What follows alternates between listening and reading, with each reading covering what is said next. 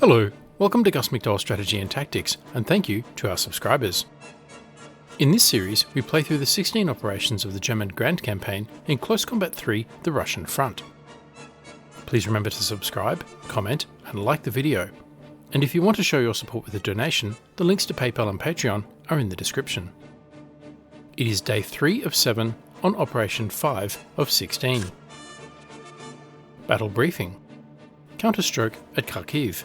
The German attack. You can complete the breakout here. Your objective is to crack the Bolshevist lines, gain the hills to the east, and open the way to the enemy's oil fields. Your command is still attached to the 6th Army. Replenish any armoured forces and then strengthen your infantry so you can clear at least one route across the deep ravine running north and south that splits the sector. You possess several excellent positions for sighting support weapons to facilitate clearing routes for your armour. Enemy anti-tank weapons east of the ravine are probably sighted to cover the obvious tank routes. Mortars can be very effective against infantry, since tree bursts will shower any hiding Russians with shrapnel. The steep slopes and tracts of forest limit fields of fire across the ravine. The gullies leading to the ravine offer good routes, but expect them to be defended. Find a good route, then blast your way forward. We start the operation with the same forces from the last battle. Von McDoll, Command Panzer IV F2. Group Leader, Kommando Behörden 1941. Heavy Infantry, Sturmgrenadier 1942. Another Heavy Infantry, Sturmgrenadier 1942. Machine Gun Infantry, Maschinengewehr 42. Medium Assault Gun, Sturmhaubitze 42. Medium Tank, Panzer 3H. Medium Tank, Panzer 4D. Heavy Anti-Tank Gun, 8.8 cm Flak 36. A second Heavy Anti-Tank Gun, 8.8 cm Flak 36, damaged. Anti-tank carrier, Sonderkraftfahrzeug 251x10 with a 3.7 cm Panzer Abwehrkanone. A second anti-tank carrier. And a medium mortar 8 cm Granatwerfer.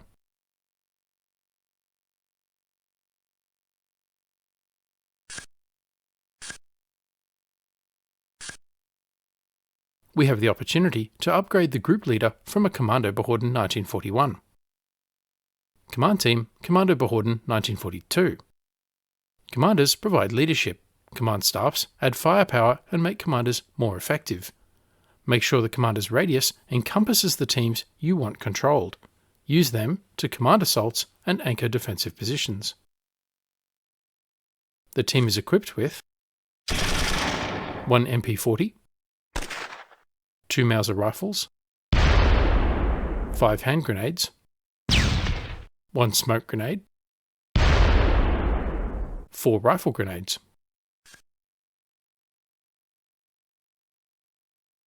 Let's also refit Ohlmeyer's 8.8 cm anti-tank gun and replace casualties. Plenty of requisition points remaining, and that is Kampfgruppe McDoll.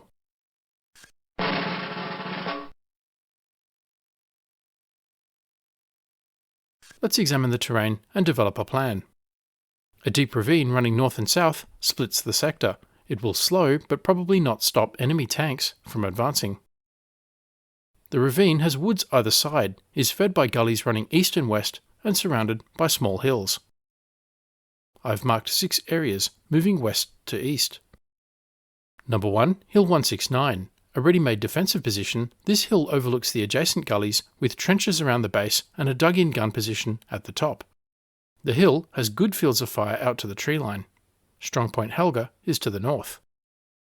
Number 2, the east-west gully. This is an excellent concealed approach for crawling infantry all the way from the ravine to Hill 169.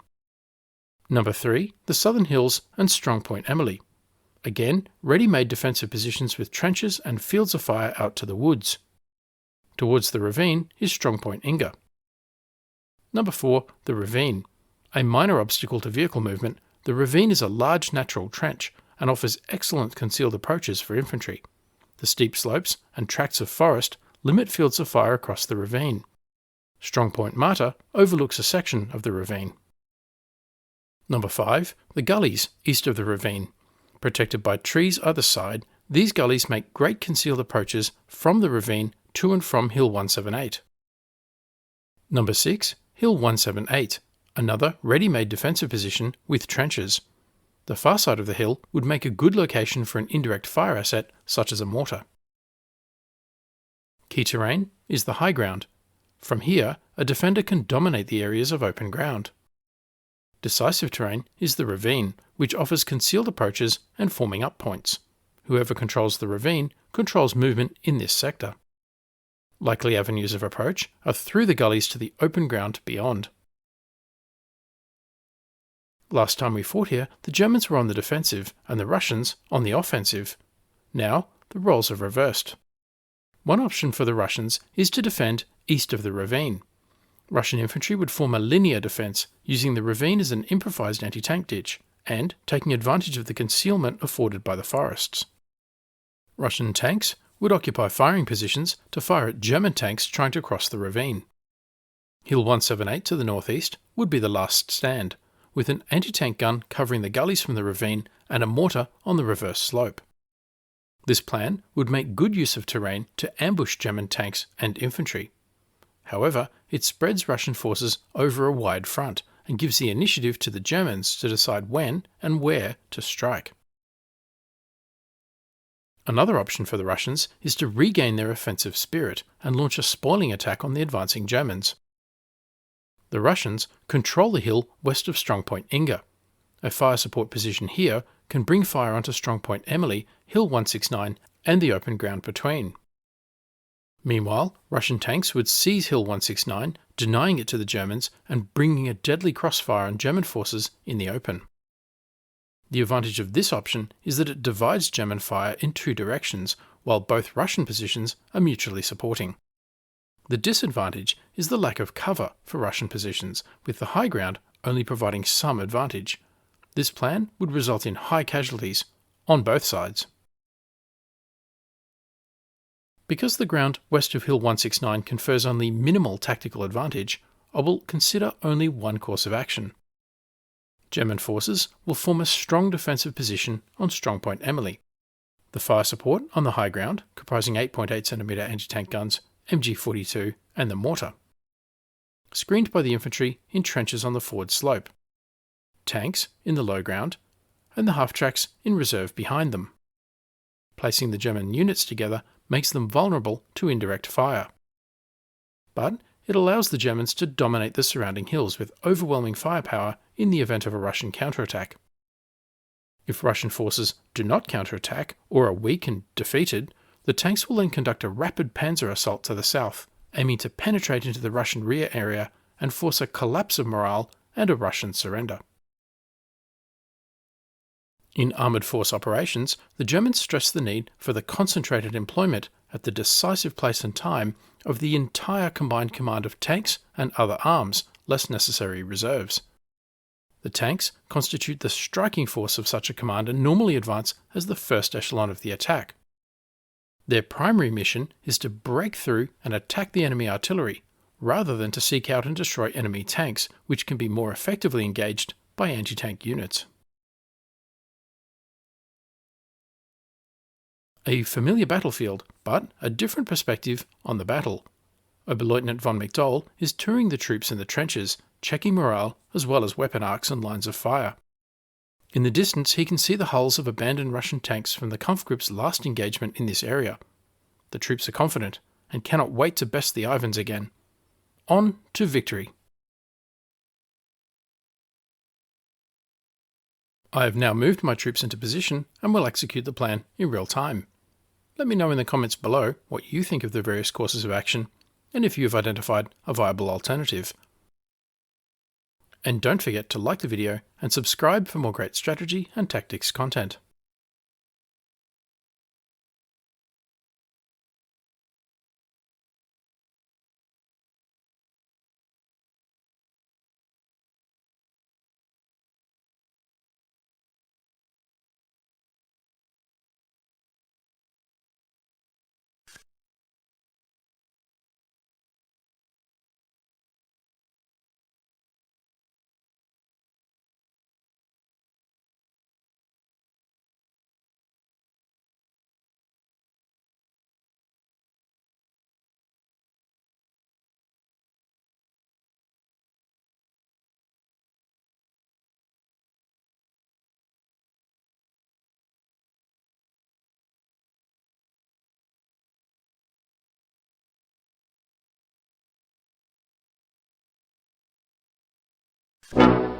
And so we begin. The Kampf group goes to stand to, expecting a Russian counterattack. German armour repositions into a firing line.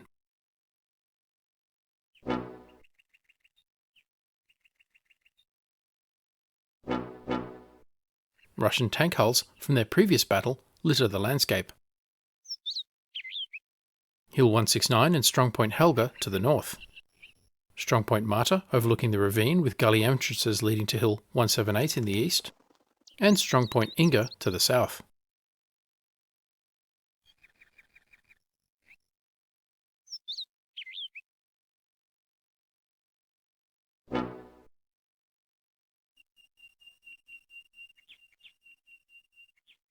No sign of Russians on the hills to the north or east. No imminent attack then.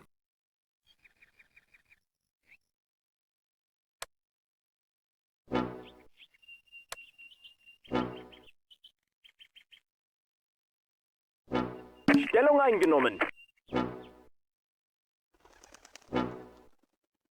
Stellungswechsel ausgeführt.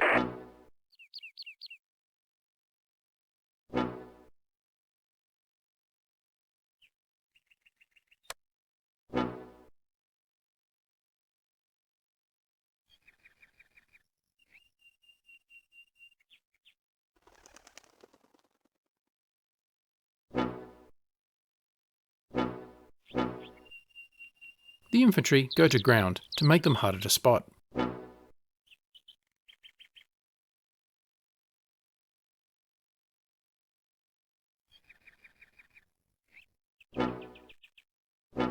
The half-tracks turn off their engines.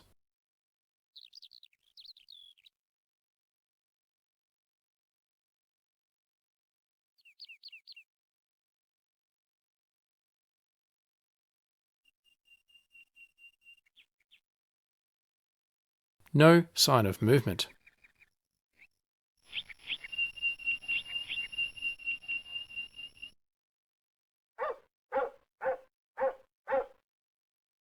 And the Russians don't seem to be taking Hill 169.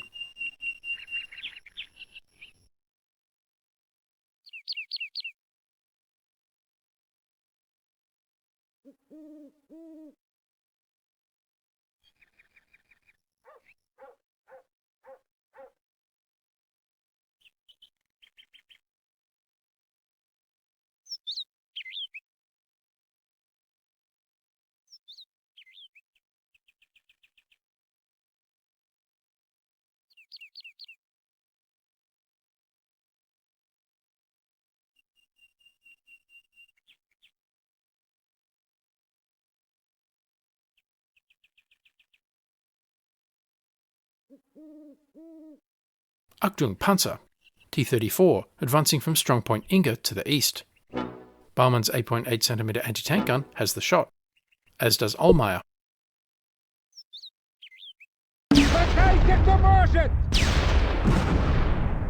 Hit and destroyed a T-34 flame tank.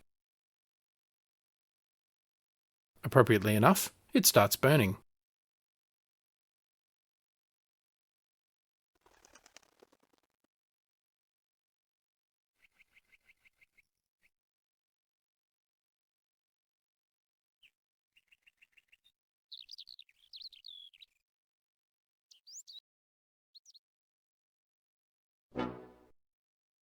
The armour now commence their panzer assault to the east.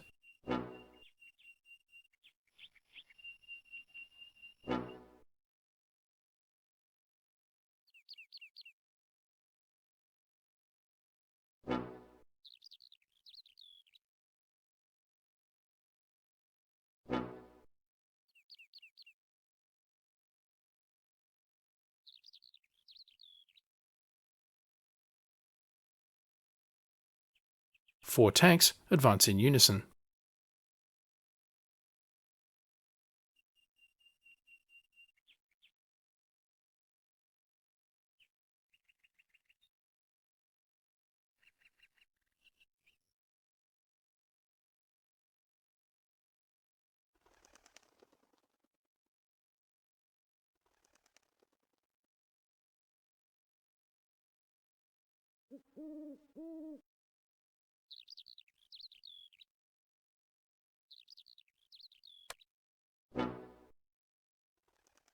Russian infantry in the ravine.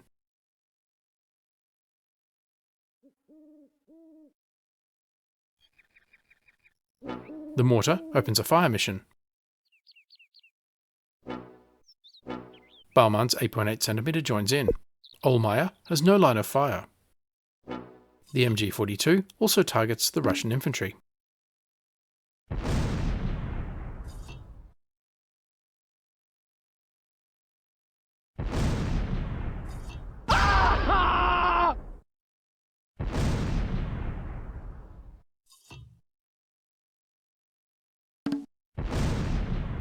More Russian infantry fleeing from the panzers.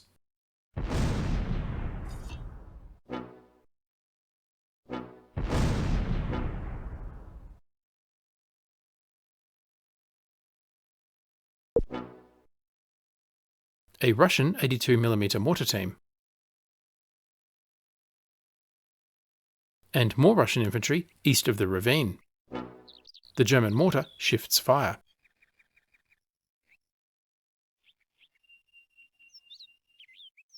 Stellung eingenommen. Stellungswechsel ausgeführt.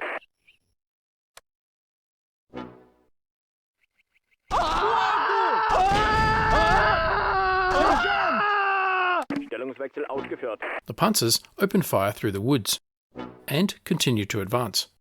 Спасите меня!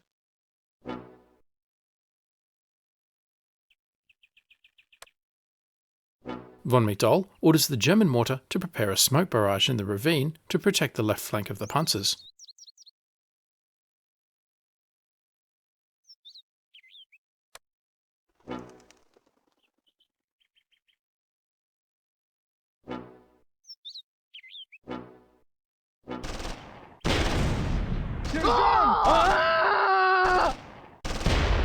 Neutralisiert.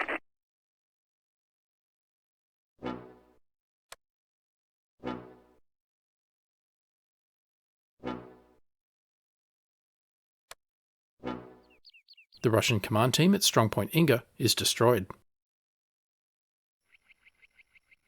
Stellung eingenommen. The panzers push through the woods.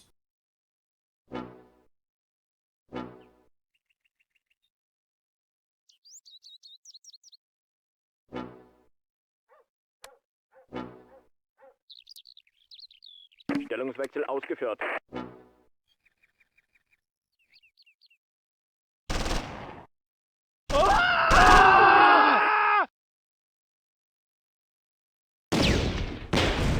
The Russian mortar team is destroyed.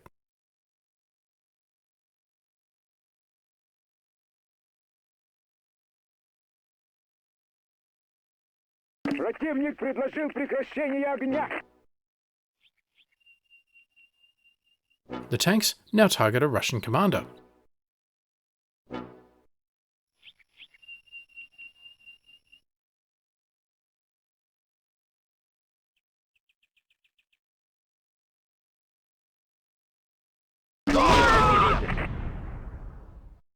He is killed.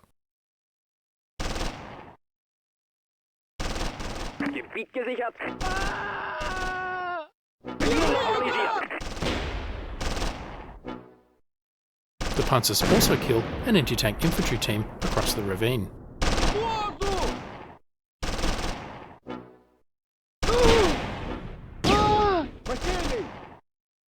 Neutralisiert.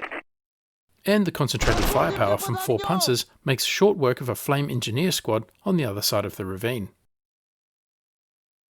Time to press home the assault and get into the Russian rear.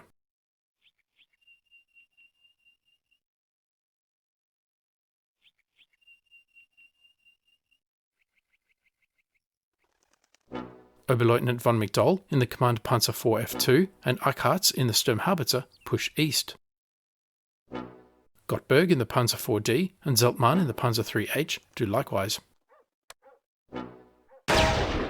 Contact! Zeltmann's panzer is hit by an anti-tank round fired from the ravine to the north.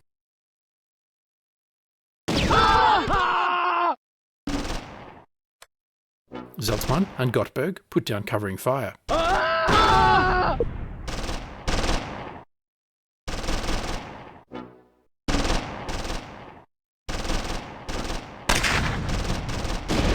Von McDoll and Eichhardt move across the ravine. Противник предложил прекращение огня.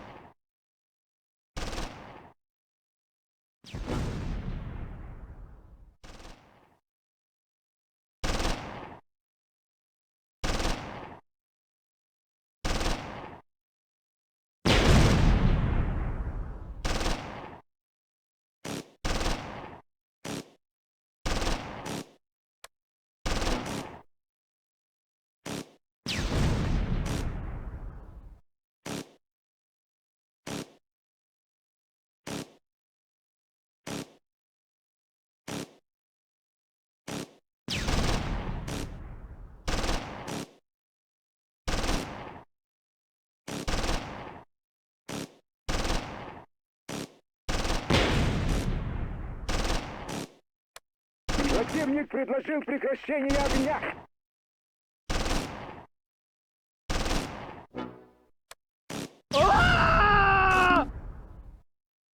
Спасите меня! Stellung eingenommen.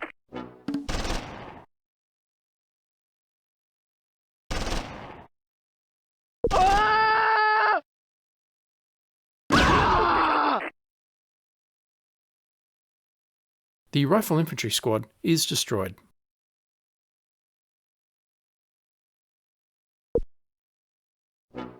Gottberg and Zeltmann now move east.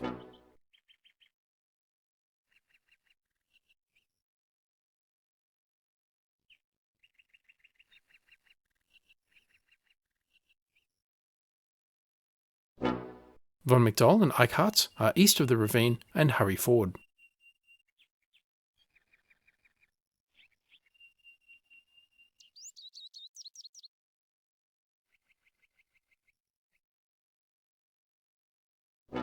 The German mortar opens suppressive fire into the gully near the Russian rifle infantry squad.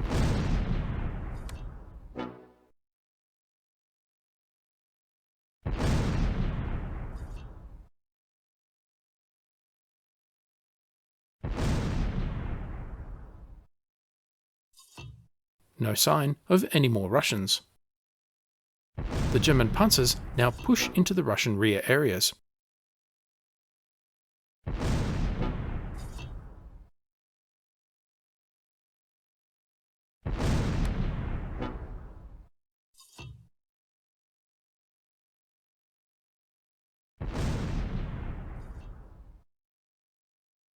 Der Schlamm hält uns auf. Противник предложил прекращение огня.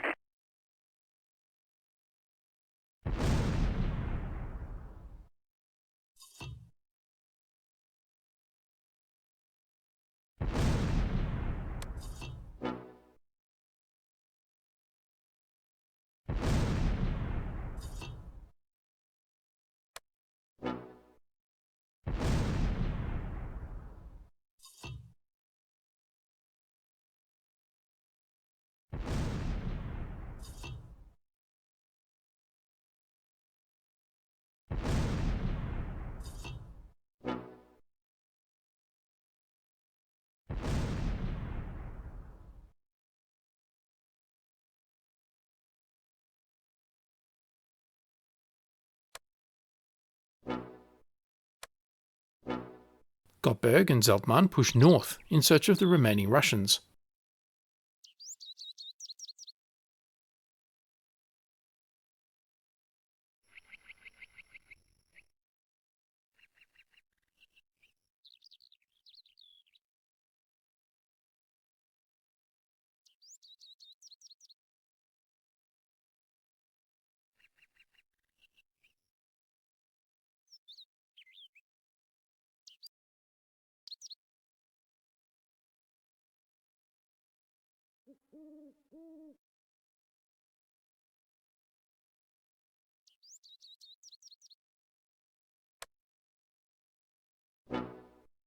Stellungswechsel ausgeführt.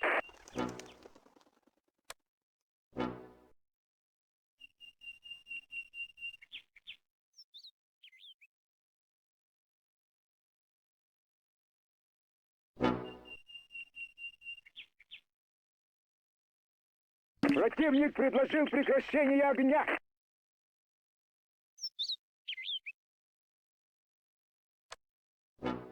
Zeltmann doubles back to check strongpoint Marta.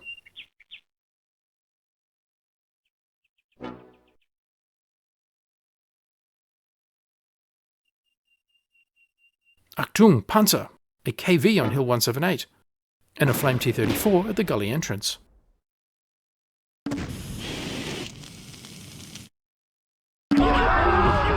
Oh no! The Flame T-34 knocks out the Sturmhaubitze. Von McDoll hurriedly withdraws from the 2 Russian tanks.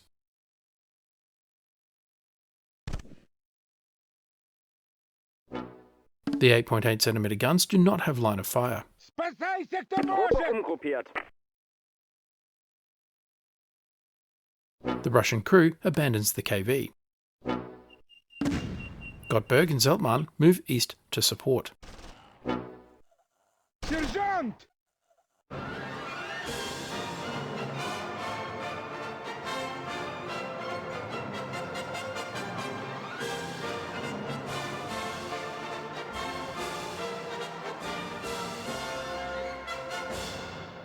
Minor victory. The battle ended because the Russians fled the battlefield. The Germans gained control of the area and the operation is over. The operation ended because the Russians routed. You, Herr von McDoll, gained 2 campaign points. Your group commander urges you on to more and greater victories.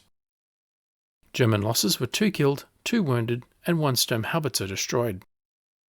Russian losses were 16 killed, 15 wounded, 1 T-34 flame tank destroyed, and 1 KV tank captured.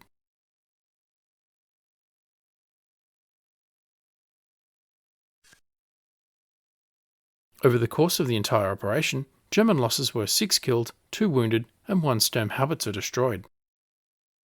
Russian losses were 31 killed, 26 wounded, 3 tanks destroyed, and 1 tank captured.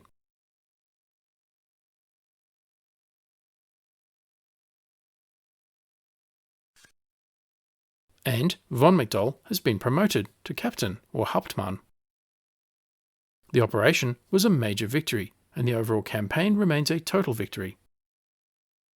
Over the course of the entire campaign, German losses were 14 killed, 19 wounded, 1 prisoner, 2 tanks destroyed, and 3 tanks damaged. Russian losses were 111 killed, 86 wounded, 38 prisoners, 16 tanks destroyed, 7 tanks captured, and 2 guns destroyed. But this war still holds a lot of fighting for the Kampfgruppe, with Stalingrad the next battlefield. Let's examine the Kampfgruppe.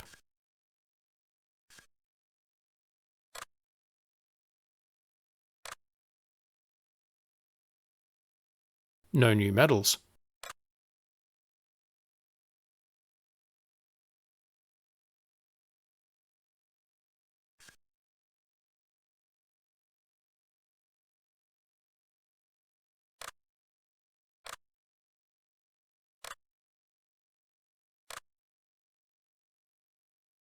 The 3 Panzers accounted for the majority of infantry kills. Oberkanonier Olberg and Hahnemann in Ohlmeier's 8.8cm anti-tank gun are credited for the T-34 flame tank kill.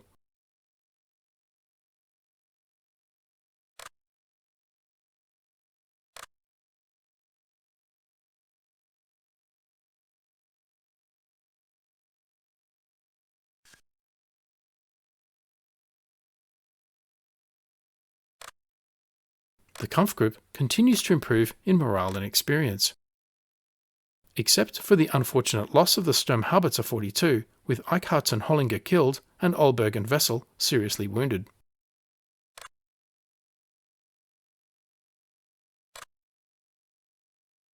Otherwise, the Kampfgruppe is okay.